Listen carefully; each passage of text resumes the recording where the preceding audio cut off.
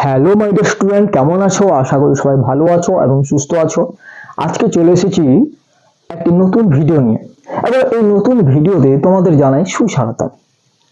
তোমরা থাম্বনেল থেকে বুঝে নিয়েছো, আজকে আমরা আলোচনা করব যে একাদশ শ্রেণীর যে প্রবন্ধটি রয়েছে, বিড়াল নামক প্রবন্ধটি বঙ্কিমচন্দ্র চট্টোপাধ্যায়ের লেখা।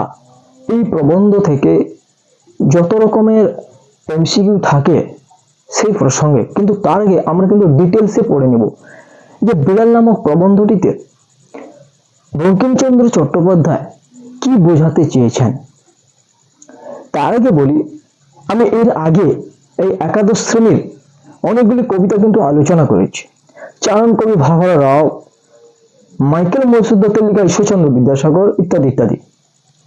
যারা এগুলো দেখোনি তাদেরকে আমি রিকোয়েস্ট করবো প্লেলিস্টে গিয়ে এই ভিডিওগুলি দেখে নেওয়ার জন্য। আমরা জানি যে একাদশ শ্রেণীতে এই যে নতুন সিলেবাস হয়েছে, এই নতুন সিলেবাসে দুটি সেমিস্টার হয়েছে, ফার্স্ট সেমিস্টার এবং সেকেন্ড সেমিস্টার। আমরা যেটা পড়ছি আজকে সেটা ফার্স্ট সেমিস্টারের মধ্যে অন্তর্ভুক্ত। এখান থেকে 5টি নম্বর কিন্তু রয়েছে।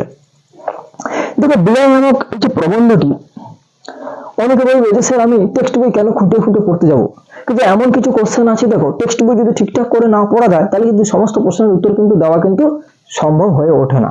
তাই টেক্সট বই যে ভালো করে খুঁটিয়ে খুঁটে পড়তে পারবে সে কিন্তু সমস্ত প্রশ্নের উত্তর কিন্তু দিতে পারবে। দেখো, বিড়াল এই যে প্রবন্ধটি কেন লিখেছেন, কি ব্যাপার, সেটা জানার আগে আমাকে জেনে নিতে হবে এটি যে বঙ্কিমচন্দ্র চট্টোপাধ্যায়ের লেখা।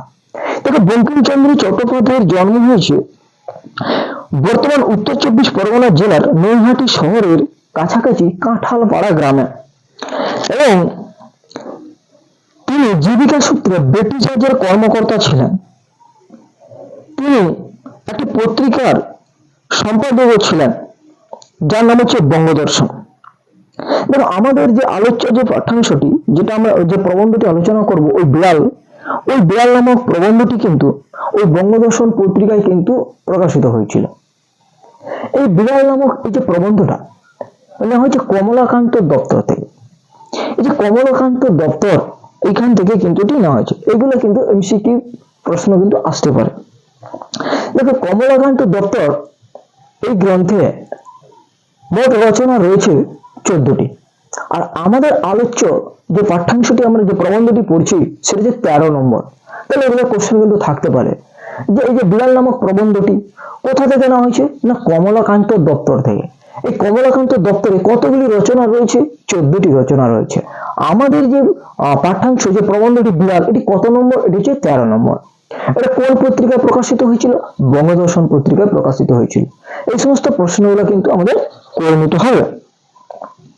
এরপরে আমরা যাব যে এই বিড়াল নামক প্রবন্ধটিতে কি বলতে চেয়েছেন।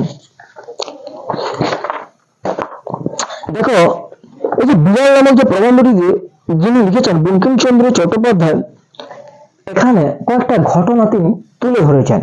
অর্থাৎ আমাদের সমাজে যে সমস্ত ঘটনাগুলো ঘটেছে, ওই ঘটনাগুলাকে তিনি তুলে ধরেছেন তার প্রবন্ধে কয়েকটা কাল্পনিক চরিত্রের মধ্য দিয়ে।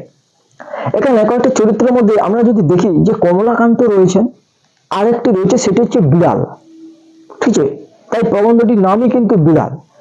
এখানে বিড়ালটা কি না, আমরা জানি, দেখো বিড়াল কি করে, লুকিয়ে এসে কোনো কিছু খাওয়ার রাখলে লুকিয়ে এসে সেটা খেয়ে নেয়।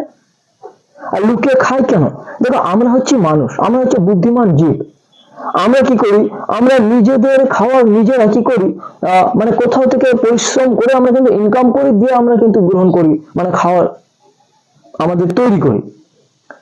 কিন্তু বিড়াল কি করে, সে তো নিজে কাজকর্ম করতে পারে না, আমরা কাজকর্ম করি, বিভিন্ন রকমের শারীরিক পরিশ্রম করে কিন্তু আমরা ইনকাম করি, যার ফলস্বরূপ আমরা যে অর্থটা উপার্জন করি সেটাতে আমাদের সংসার চলে যায়। কিন্তু বিড়াল কি করবে, তাই না? বিড়াল কিন্তু কি করছে, ওই লুকিয়ে খাওয়াটা গ্রহণ করছে।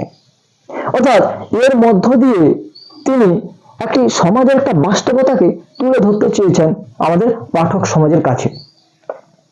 এই বিড়ালটা কি আর কমলাকান্তটা কি না, এই যে কাল্পনিক চরিত্র তিনি করেছেন যে কমলাকান্ত, এই কমলাকান্ত হচ্ছে উচ্চবিত্ত সম্প্রদায়ের ব্যক্তি, ধনী ব্যক্তি। আর এই বিড়াল হচ্ছে নিম্নবিত্ত, যে সমস্ত মানুষ শোষিত, অত্যাচারিত, সেই সমস্ত মানুষের প্রতিনিধি হিসেবে কাজ করেছে বিড়াল। অর্থাৎ সর্বহারা শ্রেণীর প্রতিনিধি হিসেবে কাজ করেছে বিড়াল। আর কমলাকান্ত কার প্রতিনিধি? না, কমলাকান্ত হচ্ছে একজন উচ্চবিত্ত ধনী সম্প্রদায়ের বুর্জোয়া বংশের সে সমস্ত মানুষের প্রতিনিধি হয়ে কাজ করেছে। এখানে এইভাবে তিনি কিন্তু বাস্তবতাকে তুলে ধরেছেন। এখানে কি রয়েছে না, দেখো আমরা এই যে বিড়াল যে প্রবন্ধটা পড়ছি, এই বিড়াল প্রবন্ধে কমলাকান্ত থেকে আফিমের নেশায় কিন্তু মত্ত, আফিম নেশায় তিনি মজে রয়েছেন এবং তার সঙ্গে তিনি দুধ পান করেছেন। এখানে একটি চরিত্র আমরা পাবো যে কিনা দুধ এনে দিয়েছে এই কমলাকান্তকে, আর সেই সময় তিনি যেহেতু আফিমের নেশায় মত্ত ছিলেন, সেই সুযোগে বিড়াল কি করেছে, ওই দুধটা কিন্তু খেয়ে নিয়েছে। এই দুধটা খাওয়ার সঙ্গে সঙ্গে তার মনের মধ্যে, কমলাকান্তের মনের মধ্যে বিভিন্ন রকমের প্রশ্ন যাচ্ছে যে বিড়ালটাকে কি করা যাবে, বিড়ালটাকে কি তাড়িয়ে দেবো, না মারবো, না কি করবো। কিন্তু আবার এও প্রশ্ন যাচ্ছে যদি ওই বিড়ালকে কিছু না বলা হয় তাহলে সে কিন্তু ভাববে হয়তো যে আমি হয়তো ভীতু, অর্থাৎ কমলাকান্ত হয়তো ভীতু।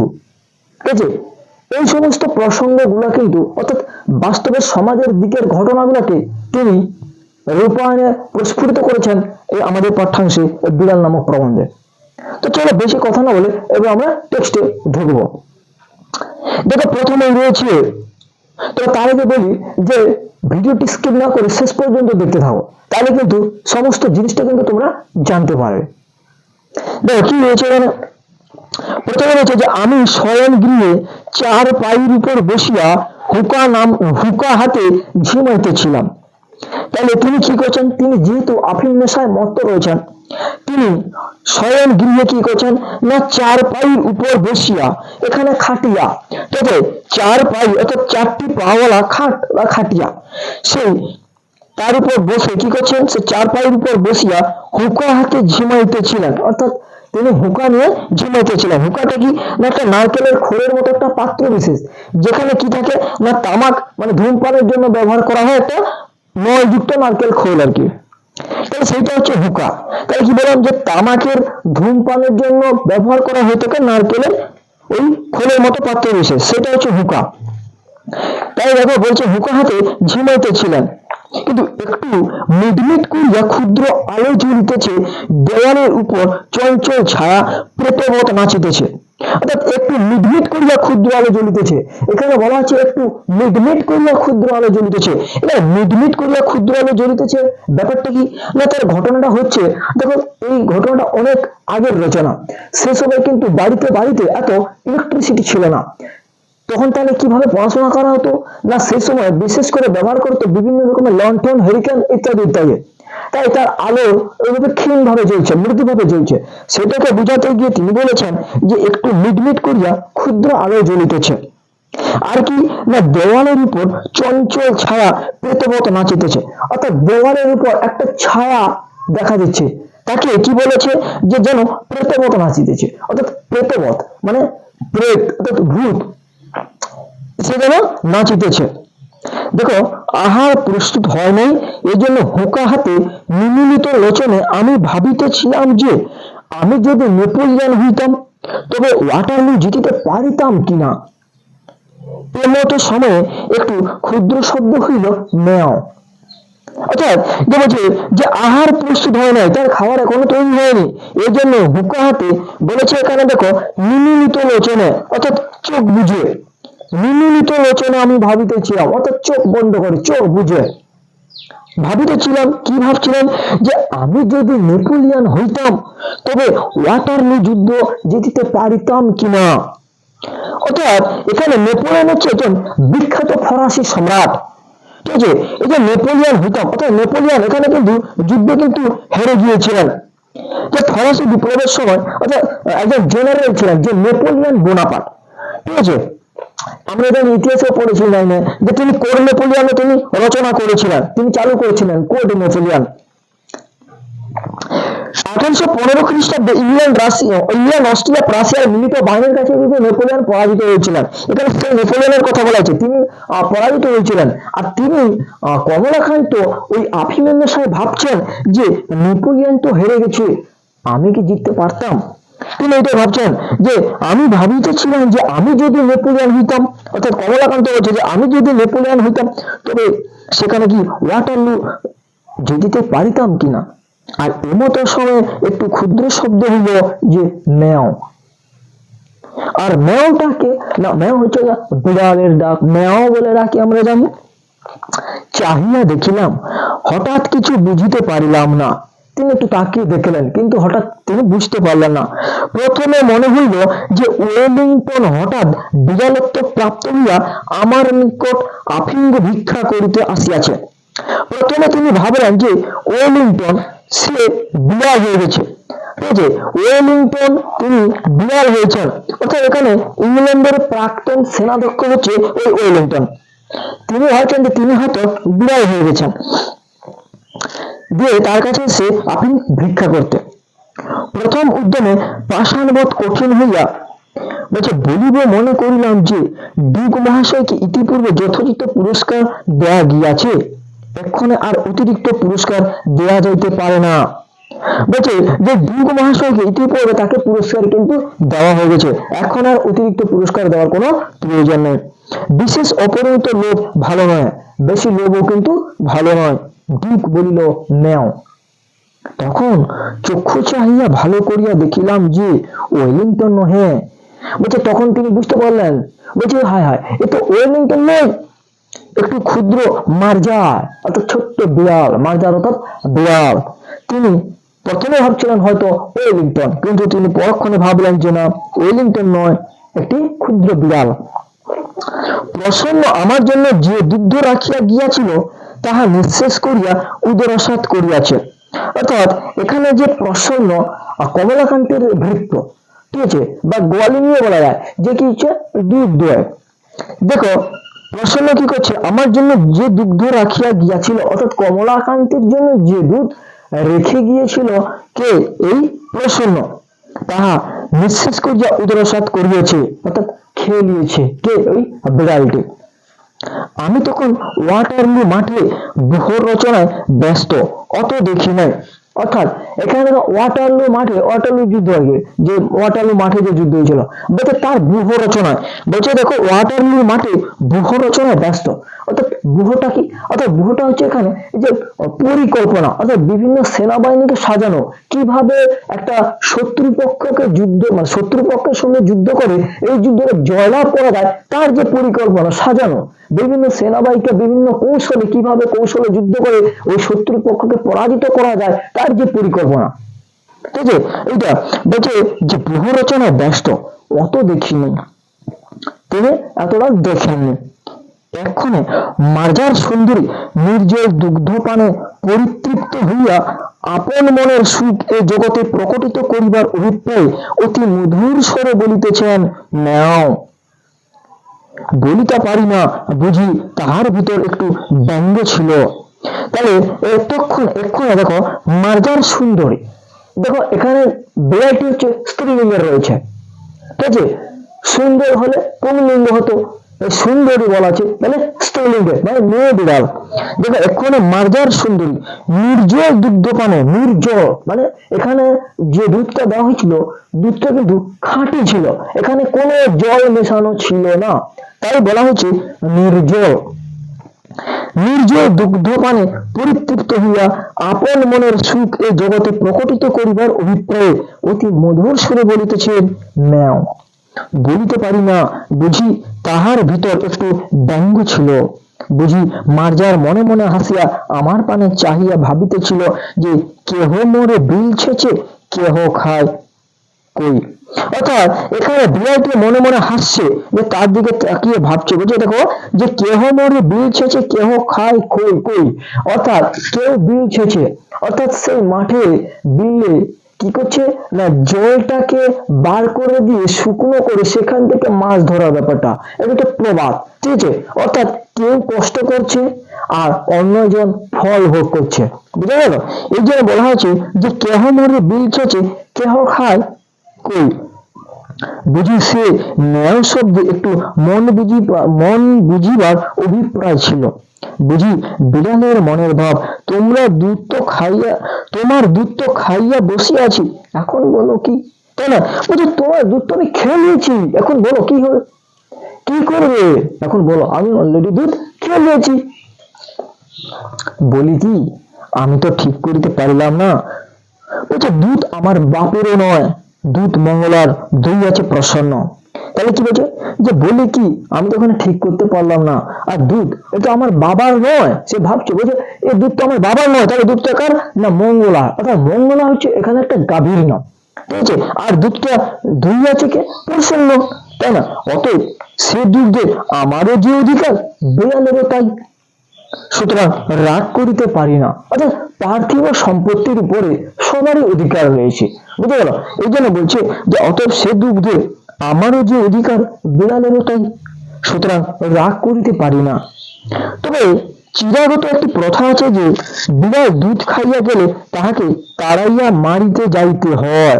একটা প্রথা রয়েছে যে বিড়াল যখন দুধ খেতে আসে তখন তাকে তাড়ানোর একটা ব্যাপার রয়েছে, যে তাহাকে তাড়াইয়া মারিতে যাইতে হয়।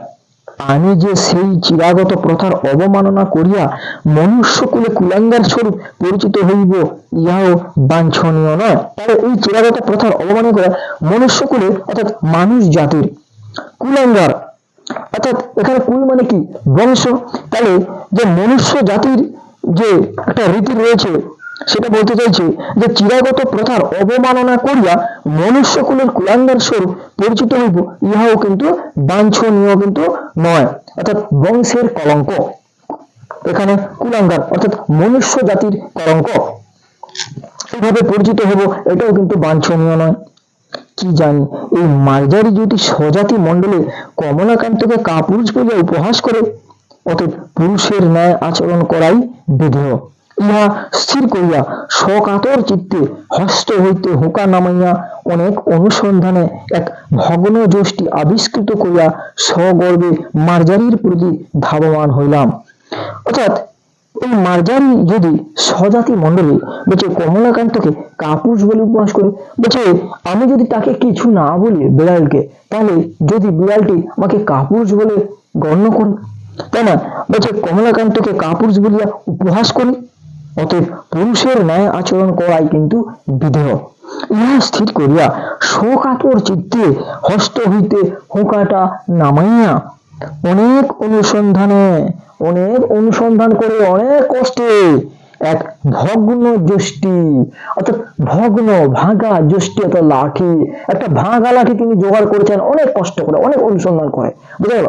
তাই বলছে এক ভগ্ন যষ্টি আবিষ্কৃত করিয়া সগর্বে মার্জারির প্রতি ধাবমান হইলাম। অর্থাৎ সেই একটি ভাঙা লাঠি অনেক কষ্টে জোগাড় করে ওই বিড়ালের দিকে রওনা দিল, মার্জারির প্রতি ধাবমান হইলাম। মার্জারি অর্থাৎ বিড়ালের দিকে তিনি দৌড়তে লাগলেন। দেখো, এইটা আমরা আলোচনা করছি আজকে, এটা হচ্ছে কিন্তু প্রথম পার্ট, ফার্স্ট পার্ট। আর একটু এর পরবর্তীকালে আমরা আলোচনা করব সেকেন্ড পার্ট। এতক্ষণ বলছি যে ভিডিওটি কেমন লাগছে তোমাদের। যদি ভিডিওটি ভালো লাগে তাহলে অবশ্যই একটা লাইক করো, কমেন্ট করো এবং বন্ধুদের সঙ্গে শেয়ার করো, ঠিক আছে? দেখো, যে মার্জারি কমলাকান্তকে চিহ্নিত, তাহলে এই যে তিনি একটা ভাঙা লাঠি নিয়ে ওই বিড়ালের দিকে ছুটলেন, আর ওই বিড়ালটিও কমলাকান্তকে চিনে নিয়েছিল যে কমলাকান্ত কেমন প্রকৃতির মানুষ, ঠিক আছে? তাই বলছে যে মার্জারি কমলাকান্তকে চিহ্নিত, সে যষ্টি দেখিয়া বিশেষ ভীত হওয়ার কোনো লক্ষণ প্রকাশ করিল না, কেবল আমার মুখ পানে চাহিয়া হাই তুলিয়া একটু সরিয়া বসিল। খুব মানে ইন্টারেস্টিং বিষয়। দেখো, এখানে তাকে মারার জন্য গেল, আর সে কি করছে, কোনো ভয় পেল না, কোনো ভয়ের কোনো লক্ষণ দেখা গেল না। সে কি করলো, তার মানে কমলাকান্তের দিকে তাকিয়ে একটু হাই তুললো, একটু সরে বসলো, যে বলিল নেও। প্রশ্ন বুঝিতে পারিয়া যষ্টি ত্যাগ করিয়া পুনরূপী শয্যায় আসিয়া হুঁকা লইলাম। তাহলে তিনি সেই এই নেও এই প্রশ্নটির মধ্য দিয়ে বলছে যষ্টি ত্যাগ করিয়া মানে লাঠিটি ত্যাগ করে, লাঠিটি ফেলে দিয়ে পুনরূপী মানে পুনরায় শয্যায় আসিয়া হুঁকা লইলাম। অর্থাৎ সে তার বিছানায় এসে আবার হুঁকাটা টেনে নিলেন। তখন দিব্যকর্ণ প্রাপ্ত হইয়া মার্জারির বক্তব্য সকল বুঝিতে পারিলাম। অর্থাৎ এখানে দিব্যকর্ণ অর্থাৎ ভগবান প্রদত্ত কান, মানে যে কান আমাদের রয়েছে তার থেকে একটু আলাদা, একটা অন্যরকম প্রকৃতির, যেটা আমরা শুনতে পাই না, সাধারণ মানুষ যে কথাগুলো শুনতে পায় না, সেটা কিন্তু কমলাকান্ত শুনতে পাচ্ছে।